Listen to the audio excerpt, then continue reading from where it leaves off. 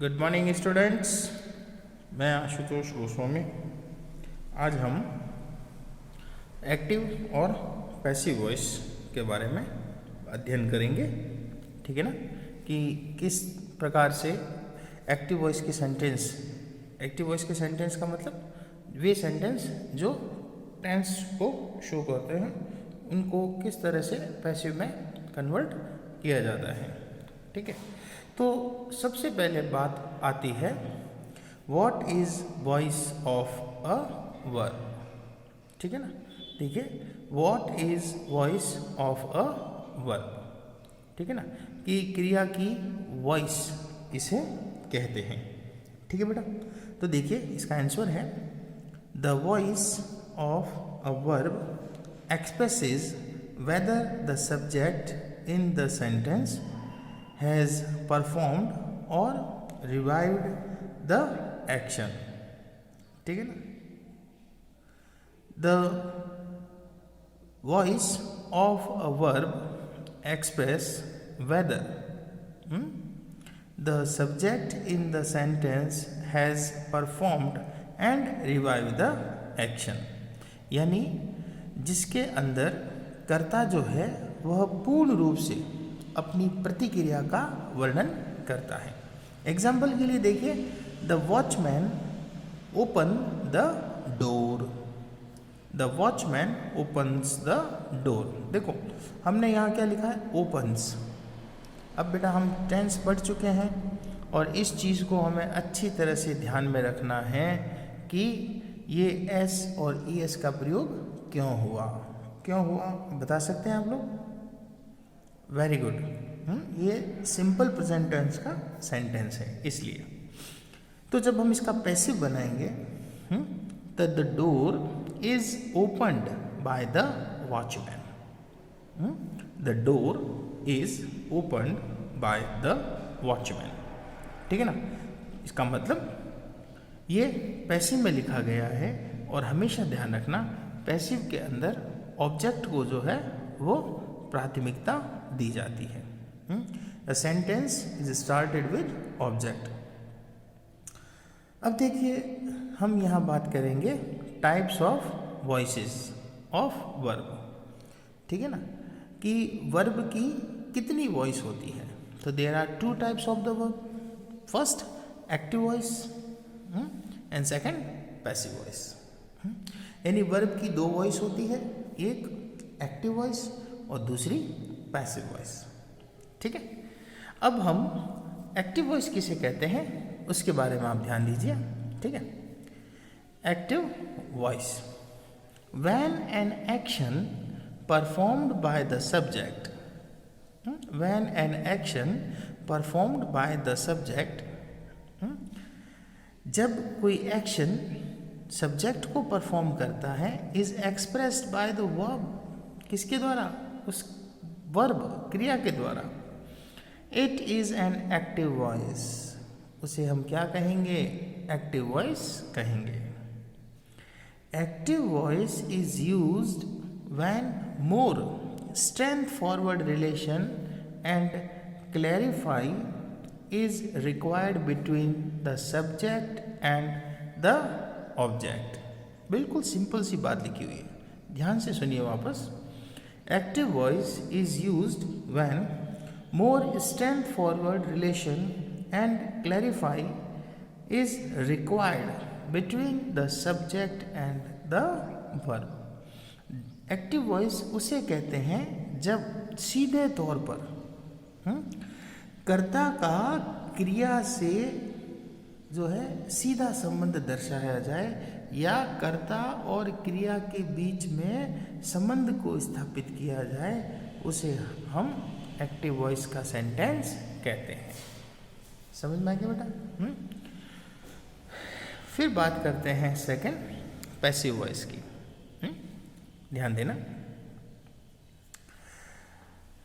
Passive voice में when the action expressed by the verb, जब कोई एक्शन वर्ब के द्वारा एक्सप्रेस्ड किया जाता है, is revived by the subject, is revive by the subject it is passive voice. ठीक है ना, जो सब्जेक्ट को रिवाइव करके दर्शाती है। वर्ब वही है, ठीक है ना, ठीक, वर्ब वही है, ठीक है। देखो अगर एक्टिव वॉइस है तो परफॉर्म करवाएगी और पैसिव वॉइस है तो रिवाइव करवाएगी, यानी उल्टा करवाएगी।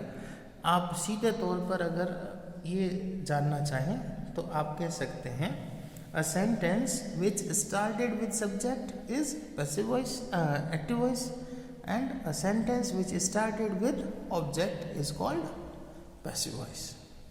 क्लियर? बिल्कुल सिंपल है, कोई दिक्कत नहीं है इसमें। अब देखिए passive voice is used when the doer का मतलब काम को करने वाला of the action is not known and the focus of the sentence is on the action and not the subject। ध्यान देना, बहुत ही सिंपल सी बात लिखी है इसने, मैं वापस पढ़ रहा हूँ। Passive voice is used when the doer of the action is not known and the focus of the sentence is on the action and not the subject। कहने का मतलब कि कर्ता का इसमें मुख्य रूप से कोई जो है वो प्रदर्शन नहीं होता है, ठीक है ना। सीधे तौर पर कार्य को करने वाले या कार्य जिस पर किया जा रहा है उसको प्राथमिकता दी जाती है, ठीक है ना। जैसे देखिए एक्टिव वॉइस के अंदर जो सेंटेंस है वो इस तरह से लिखे जाएंगे। एग्जाम्पल की तरफ ध्यान दीजिए। हैंस लेज एग्स, मुर्गी अंडे देती है। बर्ड्स बिल्ड नेस्ट्स, पक्षी घोंसले बनाते हैं। तो जब हम इसका पैसिव वॉइस बनाएंगे तो क्या होगा? Eggs are laid by hens, ठीक है ना। एग्स जो है वो मुर्गियों के द्वारा दिए जाते हैं। And next are build by birds, और घोंसले जो हैं वो पक्षियों द्वारा बनाए जाते हैं, ठीक है ना। यानी देखिए एक्टिव वॉइस और पैसिव वॉइस में क्या चेंजेस है। This is started with an a subject and this is started with an object, ठीक है बेटा, बिल्कुल सिंपल है, कोई ज़्यादा सोचने वाली बात है ही नहीं, है ना। इसमें भी देखिए this sentence is started with subject and this sentence is started with an object, ठीक है ना। तो ये इस तरह से जो है ये सेंटेंस चेंज होते हैं एक्टिव वॉइस और पैसिव वॉइस में, ठीक है ना। हिंदी में कहते हैं ना कर्ता प्रधान वाक्य एक्टिव वॉइस और कर्म प्रधान वाक्य पैसिव वॉइस, ठीक है बेटा। अब हम बात करेंगे active and passive voice rules for conversion of sentence, कि किस तरह से एक्टिव वॉइस से पैसिव वॉइस में वाक्यों का बदलाव होता है अकॉर्डिंग टू टेंस। अब जो मैं आपको एक टेबल जो है बताने जा रहा हूँ, आपको उस टेबल को अपनी नोटबुक के अंदर वैसा का वैसा बनाना है, ठीक है ना। इसके अलावा होमवर्क भी है, लेकिन होमवर्क से पहले इम्पोर्टेंस है उस टेबल पर, ठीक है बेटा। तो अब हम आगे चलते हैं कि how to change the sentence active to passive voice. अब देखिए इस टेबल को, ठीक है। देखिए बिल्कुल सिंपल सी टेबल है। सबसे पहले टेंस, फिर एक्टिव वॉइस का सेंटेंस और फिर पैसिव वॉइस का सेंटेंस, ठीक है। अब देखो टेंस, मैंने 10 टाइप्स के सेंटेंस लिए हैं। Present simple, present continuous, present perfect, ठीक है ना। फिर past simple, past continuous, past perfect, फिर फ्यूचर सिंपल और फ्यूचर परफेक्ट, उसके बाद में मॉडल, और मॉडल जो है वो परफेक्ट। देखिए अब आप कहेंगे सर बाकी के टेंस, तो ध्यान से सुनिएगा। 4 प्रकार के टेंस का पैसिव नहीं बनता है, ये हमने 6th स्टैंडर्ड से पढ़ते आ रहे हैं। कौन कौन से? Present perfect continuous, past perfect continuous, future continuous और फ्यूचर परफेक्ट कंटिन्यूअस टेंस। ठीक है ना। तो इन 4 टेंसेस की जो है वो पैसिव नहीं बनते हैं। ठीक है। अब हम इस टेबल को समझते हैं कि ये कैसे जो है सेंटेंस एक्टिव से पैसिव में बदला। ठीक है। उससे पहले आपको अपने जो टेंस आपने जो पढ़े हैं उनको आपको अच्छी तरह से मेमोराइज करना होगा। ठीक है ना। क्योंकि मैं पहले भी कहता आया हूँ और अब भी कहता रहूँगा कि जब तक बच्चों के टेंस क्लियर नहीं होंगे न तो उन्हें एक्टिव वॉइस पैसिव वॉइस समझ में आएगा। ठीक है। और न ही उन्हें डायरेक्ट इनडायरेक्ट समझ में आएगा। ठीक है ना। यानी आप ये सोच लीजिए कि 60 to 70% ग्रामर का जो पार्ट है वो आपके टेंस पर टिका हुआ है। आप सेंटेंस जो है मेकिंग का जो काम करोगे वो भी टेंस के बिना पूरा नहीं हो सकता। ठीक है ना। तो देखिए सबसे पहले प्रेजेंट सिंपल। अब प्रेजेंट सिंपल में देखिए एक्टिव वॉइस का पहला वाक्य देखिए, Misty makes a cake. Misty makes a cake. Misty cake बनाती है। ठीक है। तो जब हम इसका पैसिव बनाएंगे तो ये देखिए सब्जेक्ट क्या है? मिस्टी, और केक क्या है? ऑब्जेक्ट। तो पैसिव में इंपॉर्टेंस किसको दी जाती है? ऑब्जेक्ट को। तो अ केक। अब अच्छा ये कौन सा टेंस है? Present simple. तो प्रेजेंट सिंपल की पैसिव में सहायक क्रिया कौन सी है? हेल्पिंग वर्ब कौन सी है? इज, आर और एम। ये सिंगुलर है इसलिए इसके साथ क्या आया? इज। तो हमारा सेंटेंस हो जाएगा अ केक इज, और मेक की कौन सी फॉर्म? Third form. ध्यान रखना है इसमें। पैसिव में वर्ब की थर्ड फॉर्म ही लिखी जाती है, और जो डूअर है, काम को जो करने वाला है, उसके साथ में हम बी वाई बाय का प्रयोग करेंगे। ठीक है ना। तो ध्यान दीजिए मिस्टी मेक्स अ केक, तो यह सेंटेंस बन गया a cake is made by Misty. A cake is made by Misty. ठीक है। ये हो गया सिंपल प्रेजेंट टेंस का। अब उसी तरह से प्रेजेंट कंटिन्यूअस टेंस की बात करें तो प्रेजेंट कंटिन्यूअस का सेंटेंस क्या हो जाएगा बेटा? Misty is making, Misty is making a cake. ठीक है। तो इसका पैसिव क्या बन जाएगा? A cake is. अब ये कौन सा टेंस है बेटा? प्रेजेंट कंटिन्यूअस टेंस है। ठीक है ना। तो इसमें वर्ब की आईएनजी फॉर्म आएगी।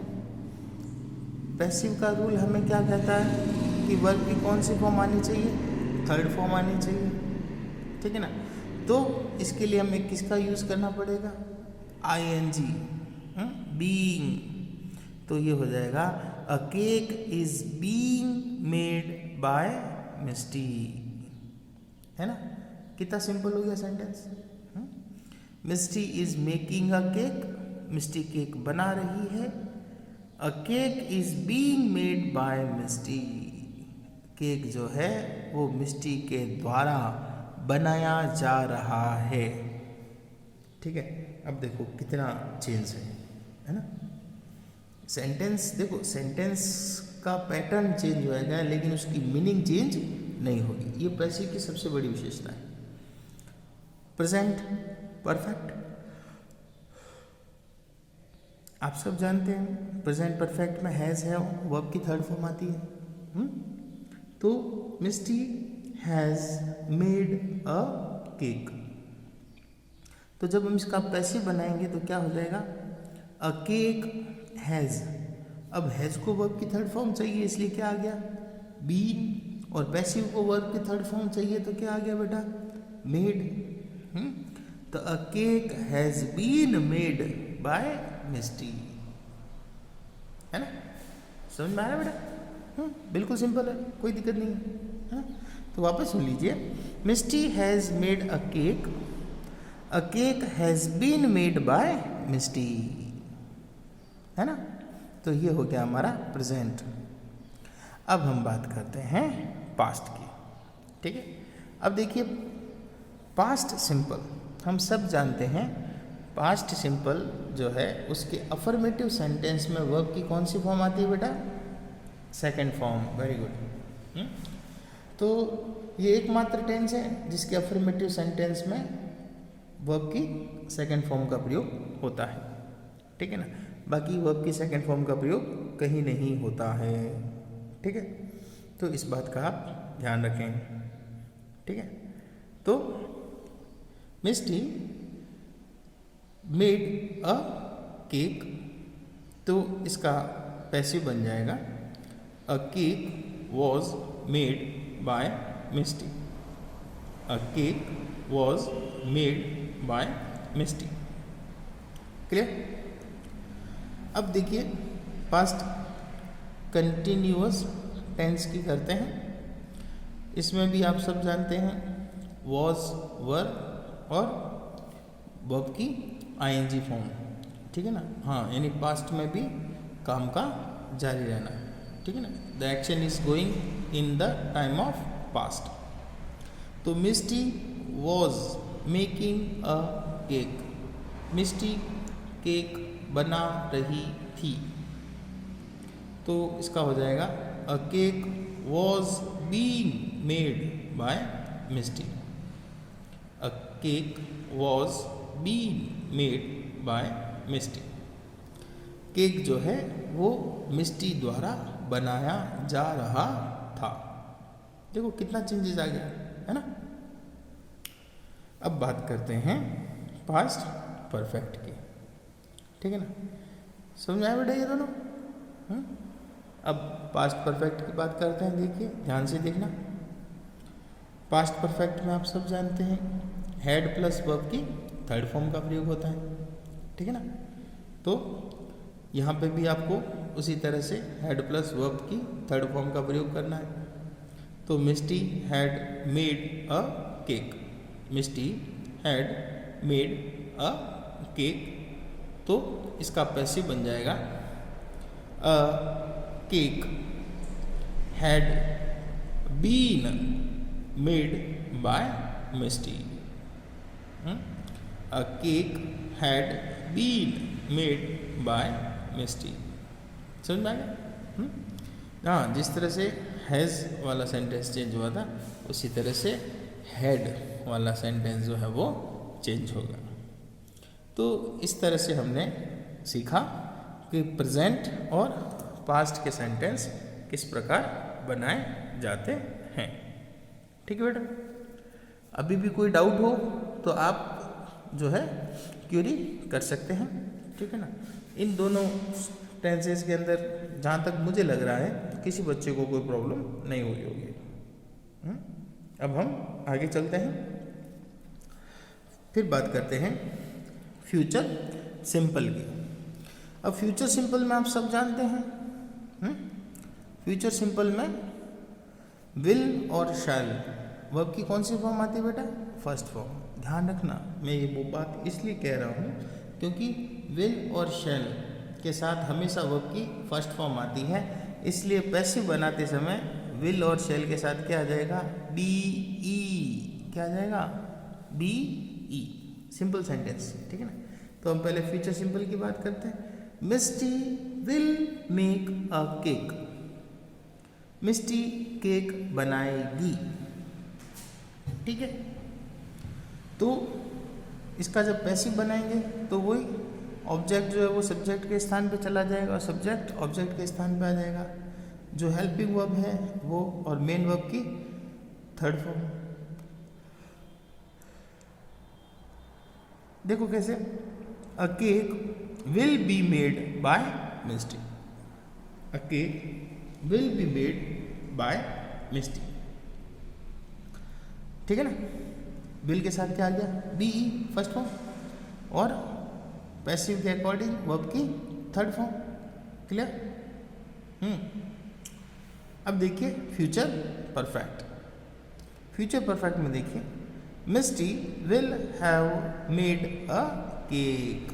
अब आप सब जानते हैं फ्यूचर परफेक्ट के अंदर जो है वो will, shall, have plus verb की थर्ड फॉर्म होती है ना।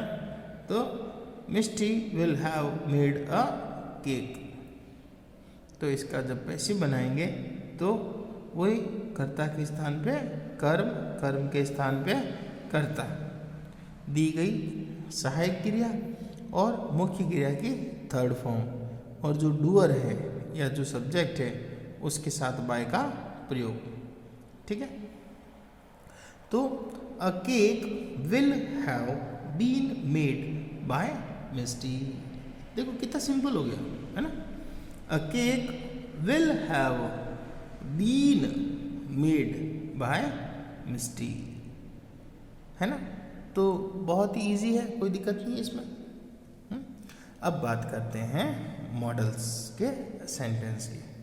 तो मॉडल का सेंटेंस जब भी हम एक्टिव वॉइस से पैसिव वॉइस में चेंज करेंगे तो कुछ नहीं करना है, कोई भी मॉडल है उसके साथ में बी ई लगा दो और फिर उस सेंटेंस को लिख दो, वो पैसिव में बन जाएगा। बस सब्जेक्ट के स्थान पे ऑब्जेक्ट और ऑब्जेक्ट के स्थान पे सब्जेक्ट का यूज़ करना है और मेन वर्ब की थर्ड फॉर्म। क्लियर, आगे चलें। तो देखिए मॉडल का सेंटेंस कैसे बनता है। Misty must make a cake. Misty must make a cake, है ना। तो जब हम इसका पैसिव बनाएंगे तो क्या हो जाएगा, a cake must be, a cake must be made by Misty. A cake must be made by Misty, ठीक है। अब मॉडल जो परफेक्ट मॉडल परफेक्ट का होता है, ठीक है ना, आप कह सकते हो पास्ट पार्टिसिपल, ठीक है। तो देखिए Misty should have made a cake. Misty should have made a cake, तो हमारा सेंटेंस पैसिव वॉइस में बन जाएगा, a cake should have been made by Misty.